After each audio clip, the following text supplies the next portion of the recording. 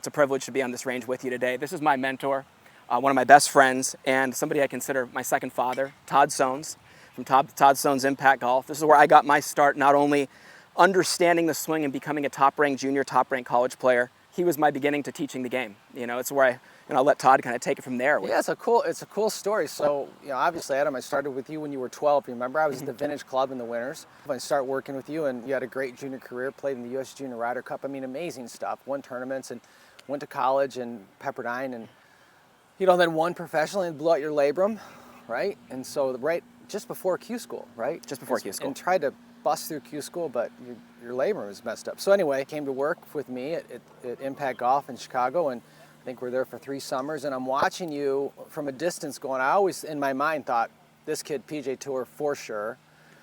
But you would just light up when people would walk to the range. You would light up, have all your energy. Obviously, your energy comes through to your viewers. They see that, your love for this. But you'd light up, and that's the difference between someone who loves to teach and someone who teaches for, I hate to say it, for money, right? It's just like, that they have the energy, they have the passion, because the passion and love and help people is what drives you to be better. It drives you to think about the students that aren't doing as good as you think they could. You think about, what do I need to do to help that person, right? What's the magic, the formula? And so you had that, and then they had the same enthusiasm when they would walk off. That's a key to me. When I'd watch your students walk off the tee, they're pumped, they're excited, they feel like they've got hope, they can go forward. So, I'm like, this kid's gonna teach, right? Because he really found his love. So it's cool for me to see the progression of you from 12 to, you're what, 27 now? You ready for this? 36. Jeez. Okay. Yeah. Todd, it's been a minute. I thought you were in your late 20s. I was Well, that's 23 what when I happens. started teaching for you. It's like time's been frozen, because I remember the feeling I had when I would walk onto the driving range with Todd. And I'll tell you a couple reasons why I love working with Todd so much. But one thing, when I would walk up to the range with Todd, I feel the same way I do right now. I'd get a little bit nervous, a lot of bit nervous, because all I wanted to do was just please him. And I wanted to show him that I can do exactly what you want me to do. I can do it right away. And man, when I would take a swing and he'd give me the look and then he pulled me back to the camera, I just go, and inside I was just like, no, I didn't get it. I want him to tell me yes. Todd and I see eye to eye on a lot of things in life, and it's been great. He's been a mentor to me in every aspect of my life. And what's incredible is, people look at Porzak Golf as being a successful business now. That blueprint was from Todd Sones. And it was, just how to be, how to treat people, how to work that range, and how to work that lesson tee in a professional manner. And one thing that Todd always demanded was just 100% effort all the time. And that was one thing that, for me, it wasn't hard to give, because I love what I do so much. Yeah. And I still consider Todd the best golf coach on the planet, and the best one I've ever met, ever known. Jeez, Not you, Adam. just because of what he does for me technically, more so what he did for me mentally. And that's going to be a big part of today's session too. Simple sayings like, what you're doing wrong doesn't matter, because it doesn't change what you need to do right. That changed my golf game and changed the way I looked at life for that matter. So there was a lot of those lessons given out there that made me mentally tougher. I felt like I was always coming to see my sports psychologist, my second dad who cared about me and loved me, and also the best swing technician in the world to help me out. So we are on the driving range again. We're going to talk a little bit today about just those things that Todd gave me and instilled in me at a young age that never left me. You guys are going to hear a lot of phrases like, golf is always easier played underneath you than it is around you. Porzak viewers are all going, oh, we've heard that. Yeah. Todd Sones. Okay, so there's a lot of those phrases that I've, gathered over the years, and they stuck with me.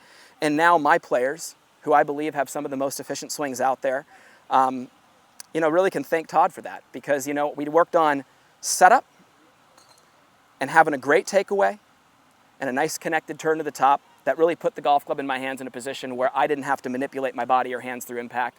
As we talked about, not having any speed bumps through impact, being more of a drag racing car. It's interesting you say that, because a lot of people, when I work with them, they're like, when are we going to get to impact? And I'm like, we did. We did. And so Amen. My point to you, the way I organize golf instruction, the way I organize the golf swing, I call it the swing chain.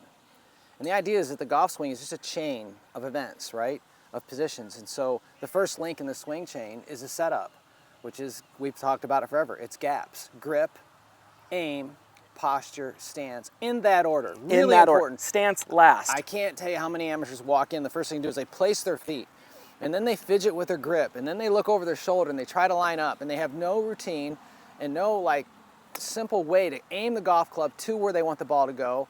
No simple way to put their hands on the golf club. The posture's not correct. They're standing the wrong distance. It's all because they don't have a setup and a sequence. But so the first link in the swing chain is the setup: grip, aim, posture, stance, gaps. The next link in the swing chain is takeaway. You know, what is that for me? That's when the club is at rest to about somewhere in the zone of the rib cage, halfway back. There's some setting in the wrist. And the next link in the swing chain is completion of the backswing. How do you complete your backswing? How do you get the club to its finished position at the top?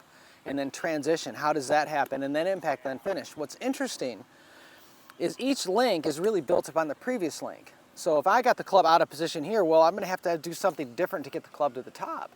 And so what's so often, I see amateurs always working on what the ball's doing, change the ball flight. They're trying to change impact, but they've got the cart way in front of the horse because they're out of position way before impact and they're just trying to manipulate. It never really works. It never really sticks, right? It never really lets someone become as good as they could possibly be. So that's Absolutely. how I organize instruction. You guys are going to hear it. I mean, and you've seen it. You've heard it a lot from me. If you've seen our Porzak Golf Masterclass, what's funny is what Todd just outlined is literally every video in the masterclass. Set up first to what I call the set position, the turn to the top, the transition, and then impact. Yeah. A 5-video series. Boom, boom, boom. And we have a lot of respect for every instructor out there, but I've always said, for me, it's always worked better to not have 16 checkpoints, but to just have a few that are very simple and easy to understand. That's what I'd like to go through today. I'd like to hook there. And again, the grip is naturally sitting in my fingers, and then this is really critical to me.